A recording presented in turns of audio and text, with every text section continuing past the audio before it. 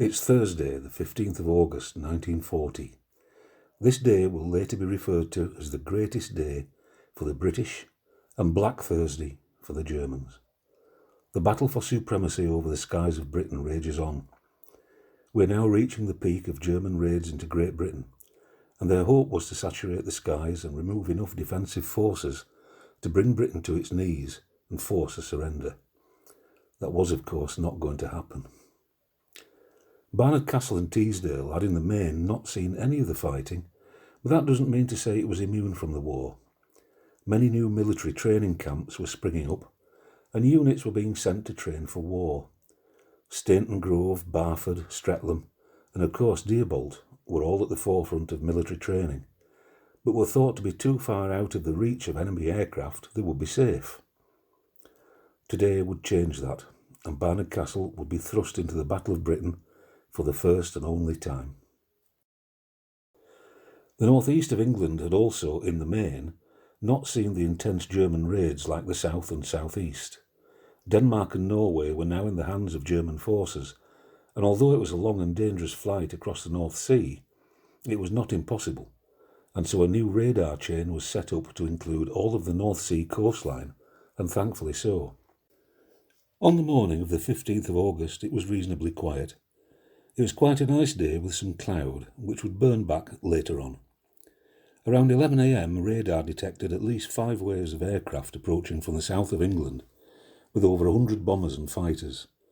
The areas around Dover took the brunt of this attack. Thinking he had a tactical advantage in the element of surprise, Göring sent Luftlotte 5 group from Denmark and Norway to take the northeast of England by surprise. He hoped that while British resources were focused on the southeast, they would not be expecting an attack from across the North Sea. This would ultimately be a disastrous mistake and bring about Black Thursday. Our story concentrates on Messerschmitt Bf 110D from Destroyer Squadron 76 based in Stavanger in Norway. This aircraft was a 2-engine fighter-bomber and was well armed. The pilot of this aircraft was Hans-Ulrich Kettling. He was an experienced pilot and had flown many raids in this type of aircraft. His wireless operator and gunner was Friedrich Wilhelm Fritz Volk. Together with many other aircraft, they set off from Stavanger Air Base on the dangerous journey southwest across the North Sea towards the North East Coastline. Their mission was simple: cause havoc. Spitfire pilots Ben Bennions, Usmar and Teddy Shipman were on a rest break from their usual unit at RAF Hornchurch, having been sent to RAF Catterick for some downtime. In fact, most of 41 Squadron was there too, enjoying some well-earned respite from intense aerial combat in the south of England. They had no idea at this point, but this break at Catterick would be a huge boost to the resources capable of defending the skies above the North East for Air Vice Marshal Richard Saul, the Air Commander of 13 Group. It was his job to lead the air defence of the north of England. Around midday, radar began to plot a large formation of enemy aircraft opposite the Firth of Forth at a range of over 90 miles. As the raid grew closer, estimates went up to 30 in 3 sections flying southwest towards Tynemouth. Locals later nicknamed this day the Battle of Tyneside. With an hour's warning, controllers were able to put RAF squadrons in an excellent position to attack. Squadrons of Spitfires were put in the path of the enemy off the Farne Islands. Hurricanes were sent to Tyneside. The first aerial combat was over Acklington. RAF pilots were amazed to see not 30, but around 100 enemy aircraft emerging into view, including 65 Heinkel 111s and the entire Destroyer Squadron from Stavanger. After a brief pause to survey the 2 massive groups flying in formation, RAF pilots attacked the flank, one section attacking the fighters and the rest the bombers. The Messerschmitt Bf 110s formed defensive circles while the Heinkels split up. Some of them jettisoned their bombs in the sea and headed back to Norway, leaving several of their number in the sea. Separate parts of the formation finally reached the coast, one south of Sunderland and the other south of Acklington. 79 Squadron intercepted the northern group over the water, while a flight from 605 Squadron caught the Germans over land. Most of the bombs fell harmlessly in the sea.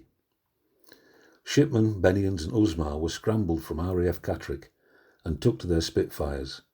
Their task was to protect Seaham Harbour as the enemy group moved south. 41 Squadron moved into formation with 607 Squadron and waited for the raiders to emerge down the coast from Sunderland. By now the RAF had wrecked formations, shot down dozens of aircraft, and most of the bombers were turning back towards their bases. However, some persisted, and as they flew over Durham mining towns, it was reported that miners stood on top of a pit heap cheering and waving their caps when a British fighter engaged a bomber fleeing out to sea and shot it down. Shipman was leading Green Section.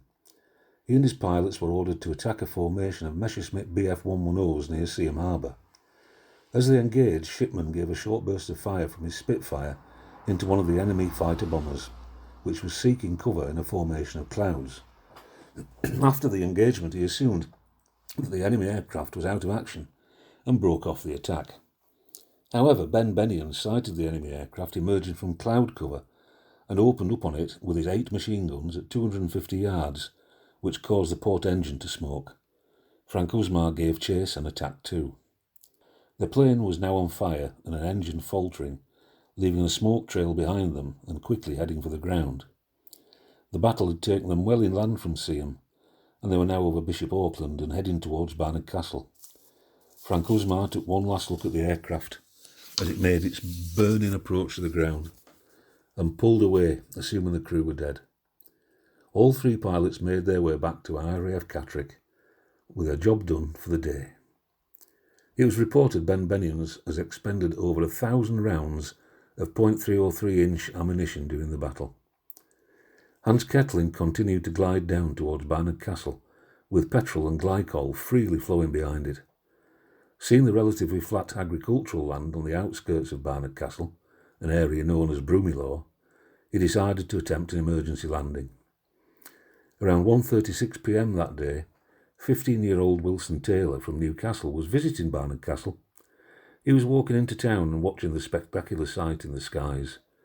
He stood for a moment and watched and listened in awe as Spitfire guns tore into the German 110 aircraft. This sight was so inspiring to him that he went on to become an RAF pilot. Hans Kettling guided his aircraft into fields near Streatham, wrapping part of the fuselage around a telegraph pole.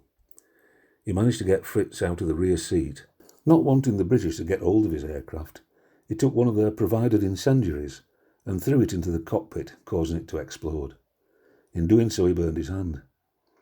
At the nearby military building site, a workman who had seen the crash was making his way towards it, but he was taken by surprise by the explosion and was injured.